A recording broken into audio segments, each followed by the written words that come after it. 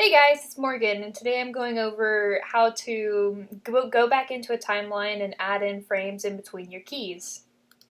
If you don't know what keyframes are, they're basically like the important parts of a animated motion. As you can see here, I have like the end points pretty much, and now I just have to go in and add in the in-between frames to connect them all. So you make sure the red highlight is over the part where you want to add the in-between frame perfectly, and then you click this button. It creates a new blank layer in between the two other frames. Then you draw the in-between motion. This is a very sloppy walk cycle thing I'm working on. I really just did it for this video, so do not look to this for reference on how to do a proper walk cycle. This is just to sort of help get the point across about adding in a layer on an already created timeline.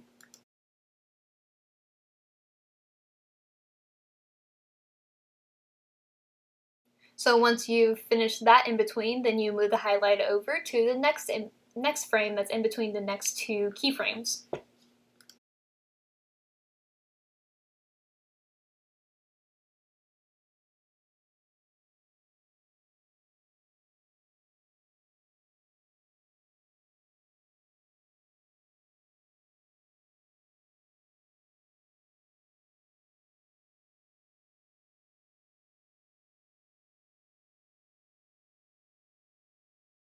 And as you can see, it's much more, has a better fluid motion than before.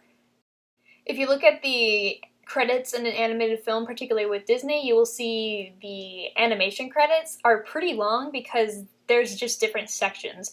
There's people who are called the in-betweeners because this is their job, is to go in between the two, the keyframes of motion and create the connecting dots.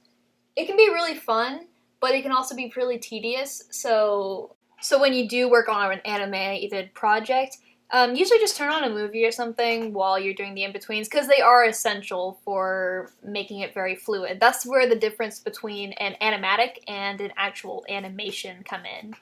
I've discussed the difference in the past in a really old video of mine talking about how to make a simple animatic.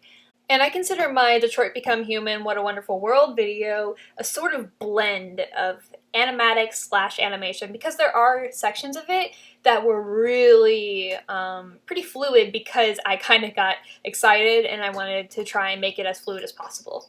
But you can clearly see where I did end up just going with the animatic route. Sometimes it's just easier to get the point across going that route, and it's a lot quicker not having to do in-betweens. But if you want a really fluid motion, then definitely do in-betweens. Another really great feature in Clip Studio Paint is whenever you need to replace a frame within a timeline. This will happen more often than you think, and once you kind of figure out this little trick, it makes it a world of a difference. So what you do is you first make a new layer completely out of the animation folder that you are animating in. So I'm going to replace the 8th frame in my timeline that is called layer 4. So what I do is I take the layer 3, which is my new layer, and I put it at the top, and I make it change the layer color to blue so it's easier to see. And now I go back in and redraw the frame to how I want it to be. Then you move the new layer into the folder. Now don't worry, what you worked on will disappear, but that's just because the timeline doesn't know what to do with this layer. This is where you come in. So you highlight the layer you want to change, and then you click this button with the little keychain. Then you find the new layer. It'll be whatever name you had for it in the first place, so mine was layer 3. It's probably better to do different naming conventions, but I just kind of go with what it does whenever I'm in a busy project. And there you go, it replaced the original layer. At that point, you can go in and delete the layer that you replaced because it's no longer being used. This was requested by a YouTuber named Alos on my video How to Animate in Clip Paint Studio. I really hope this answered your question. And again, thank you so much for asking. That's what I really want to do. I really want to post more tutorials, but I really don't know what people want to learn with this program. As we all know, if you have Clip Paint Studio Pro, we are all cursed with only 25 frames per timeline, so be sure to be working in a lower frame rate so that you can maximize the use of one timeline, unless you want to spend the money to get the upgraded program. I made a video a few months ago that sort of went through how to work around this issue, but we just gotta work with what we got. I know family has told me that I should probably upgrade or change programs at some point, but I've worked hard to kind of figure this one out, and so I feel pretty confident in it. I will someday, but for now, I'm good with what I got.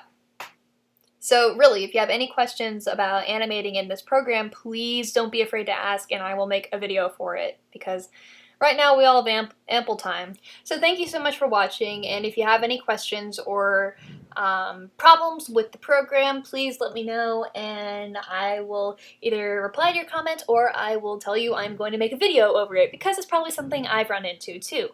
Feel free to check out my other animations on the channel or any of my other tutorials if you are having problems with the program. Leave a like if you feel like it, and I will see you in the next one. Bye!